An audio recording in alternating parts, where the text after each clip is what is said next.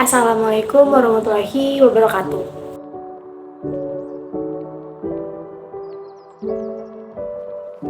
Halo, kembali lagi bersama saya Salsa. Jadi pada video kali ini saya akan membahas mengenai apa itu unsur intrinsik pada prosa fiksi.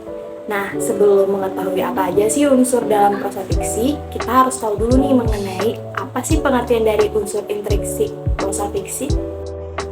Jadi, unsur intrinsik pada prosa fiksi adalah unsur pembangun karya sastra yang dimana unsur tersebut dapat kita temukan dalam karya sastra itu sendiri. Nah, unsur intrinsik ini itu terbagi atas 9 bagian. Yang pertama itu ada tema, tokoh, alur, konflik, klimaks, latar, amanat, sudut pandang, dan penokohan.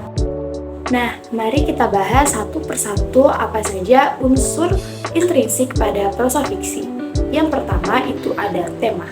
Tema merupakan gagasan utama dalam sebuah karya sastra yang terkandung di dalam teks tersebut. Lalu yang kedua itu ada tokoh. Tokoh merupakan pelaku yang berperan dalam karya sastra. Biasanya tokoh ini tuh terdapat dua tokoh, yaitu ada tokoh utama dan tokoh tambahan. Lalu yang ketiga itu ada alur.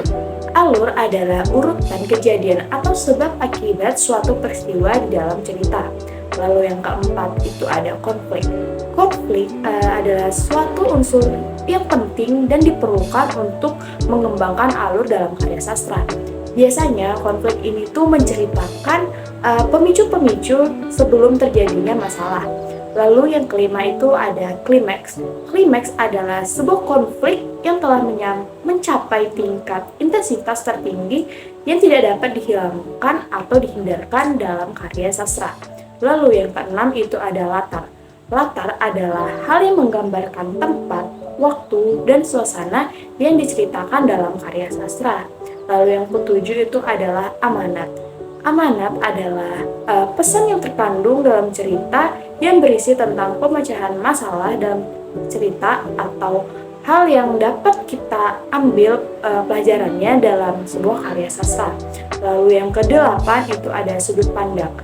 Sudut pandang itu adalah cara pengarang untuk menunjukkan cara pandangnya terhadap suatu karya sastra melalui tokoh-tokoh yang terdapat dalam karya sastra itu. Lalu yang terakhir itu ada penokohan. Penokohan adalah teknik atau cara untuk menyampaikan tokoh yang terdapat dalam sebuah karya sastra. Nah, setelah kita mengetahui apa aja unsur intrinsik pada prosa fiksi, kita juga harus tahu nih apa aja unsur intrinsik pada puisi. Mari kita bahas satu persatu. Yang pertama itu ada tema. Tema itu adalah gagasan utama yang diungkapkan penyair dalam puisinya, yang berfungsi sebagai landasan utama penyair dalam puisinya. Lalu yang kedua itu ada topik.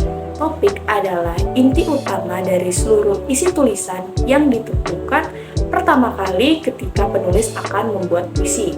Lalu yang ketiga itu adalah amanat.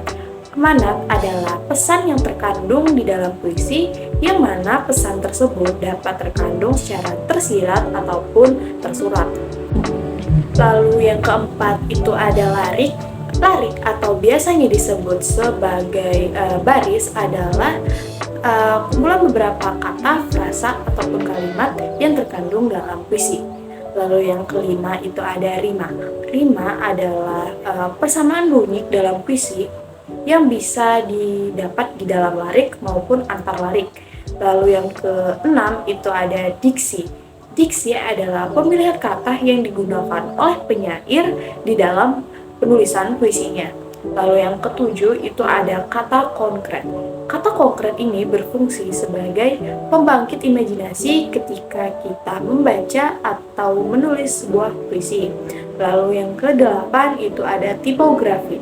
Tipografi adalah cara penulisan suatu puisi sehingga menampilkan bentuk-bentuk tertentu di dalam puisi. Lalu yang terakhir itu ada citraan. Citraan adalah upaya dari pembaca untuk mencermati suatu karya puisi dengan mencurahkan segenap perasaan dan pemikirannya. Baik, selanjutnya di sini kita akan membahas mengenai perbedaan unsur intrinsik pada prosa fiksi dan unsur intrinsik pada puisi. Perbedaan yang pertama itu adalah dalam unsur intrinsik prosa fiksi itu terdapat tokoh dan alur, sedangkan dalam puisi itu tidak terdapat. Lalu yang kedua itu pada unsur intrinsik puisi terdapat pelari, sedangkan dalam prosa fiksi itu tidak terdapat. Lalu yang ketiga itu pada unsur intrinsik puisi itu terdapat tipografi, sedangkan dalam unsur intrinsik prosa fiksi itu tidak terdapat.